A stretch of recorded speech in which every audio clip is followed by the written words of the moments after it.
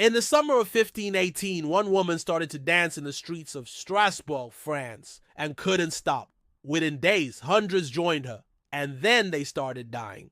Chapter 1, The Outbreak. It's summertime in 1518, and life in the city of Strasbourg is good.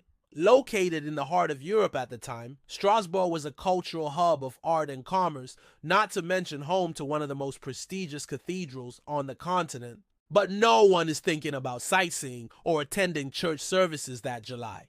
All anyone can think about is dancing. It all started with one woman. She danced at first in the middle of the street, then in the marketplace, then in front of the cathedral. At first, people were confused. They thought she was having a psychotic episode or perhaps had been possessed by a demon. Some were entertained, some were scared, but no one really knew what to do. The woman danced morning, noon, and night, and after a few days, she didn't seem to want to stop. People went back to their daily lives, probably thinking that soon she would either pass out from exhaustion or better yet, just get bored and stop dancing. But that didn't happen. In fact, things got much worse. One by one, other townspeople started to join her in the streets. First, it was children, then adults, then entire families. And within a week, more than 400 people were dancing around the clock. Now terrified, the town leaders tried to stop the dancing plague before it consumed everyone in the city.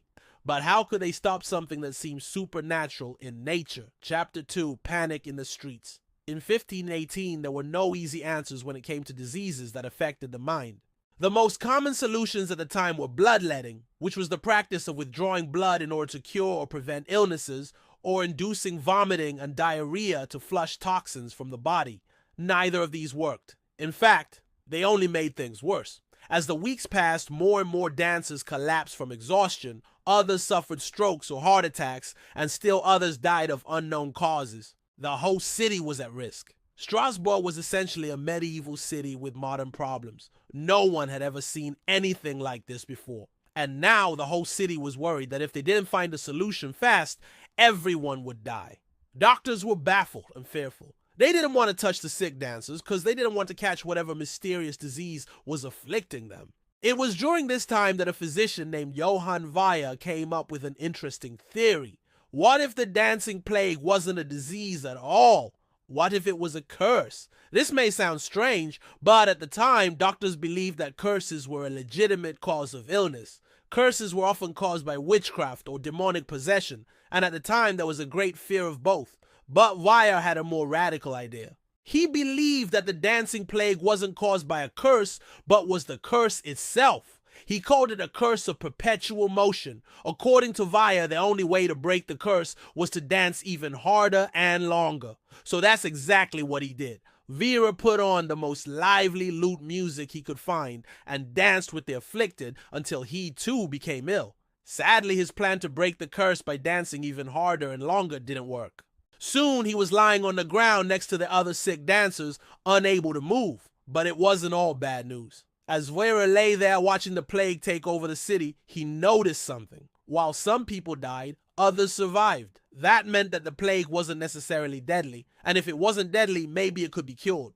After doing a bit of research, Weyer discovered that there was a doctor in another town who had cured a group of dancing maniacs with baths. The theory was that since the plague wasn't deadly, it could be treated with the same methods used for regular disease. So Weyer suggested that the townspeople try bathing the dancers in cold water in order to cure them. Once again, though, this failed miserably. Not only did it not cure the dancers, it actually made things worse. The water turned the dancing plague into a full-blown health crisis. The combination of dancing, exhaustion, dehydration, and disease proved fatal for many.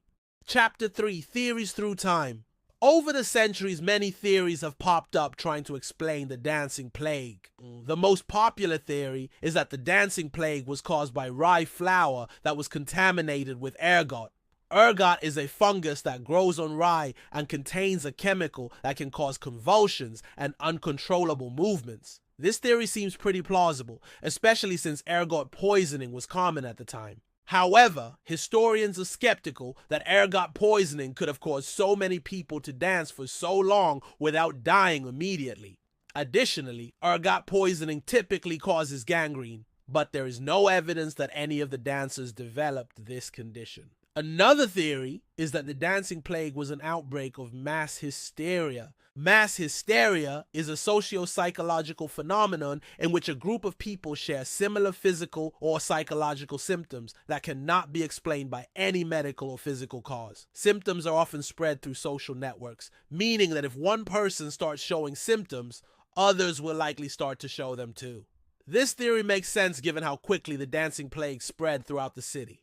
However, there is no evidence that any other mental disorders were present at the time, such as anxiety or depression. Also, mass hysteria typically affects women more than men. And while the dancing plague started with one woman, the majority of people who died were men. Still, another theory is that the dancing plague was a form of religious punishment. At the time, the Christian church had a strong hold on Europe, and people were constantly worried about offending God. Some historians believe that the dancing plague was God's way of punishing Strasbourg for its sins. However, there is no evidence that anything unusual was happening in the city at the time that would have caused God to become angry. Additionally, there is no evidence that the plague only affected people who were sinners, meaning that anyone could contract the disease. The last theory is that the dancing plague was caused by a neurological or psychological problem.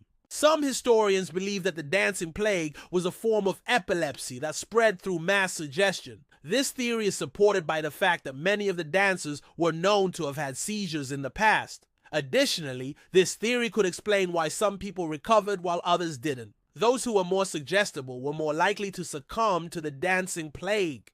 Chapter 4: The Unsolved Mystery. To this day, no one knows for sure what caused the dancing plague of 1518. What we do know is that it was one of the strangest events in human history. It's a mystery that has puzzled experts for centuries, and it's a reminder of how little we still understand about the human brain and behavior. So what do you think? Was it a curse, a sickness, or something we still don't understand? One thing is certain: the dancing plague of 1518 is as haunting today as it was 500 years ago. Thanks for watching.